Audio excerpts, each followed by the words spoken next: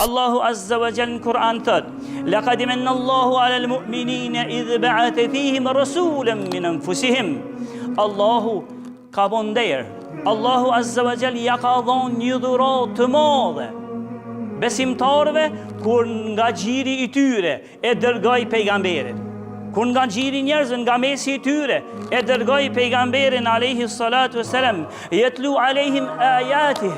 Ai pejgamber ja lexon ajetet njerëzve, umetit të tij, ja lexon ajetet të ويزكيهم ويعلمهم الكتاب والحكمة, edhe i pastron për gjunoheve. Ai njeri Muhamedi sallallahu alaihi wasallam i pastron, i ja tregon njerëzve rrugën se cila rrugë që ju pastron për gjunoheve. Pastaj ja mëson njerëzve librin, Kur'anin, dhe ja mëson hikmen. Ja mëson hikmen ka shumë kuptime. Një për tyne jam mëson hadithin e pejgamberit alayhi salatu wassalam, që nisëm poshtë. Jam mëson hadithin njerëzve. Tjetër jam mëson urtësien. E jam mëson që njeriu me qenë i urtë, me vënë sendin e vet, në vendin e vet, në kohën e vet, me sasi të duhur.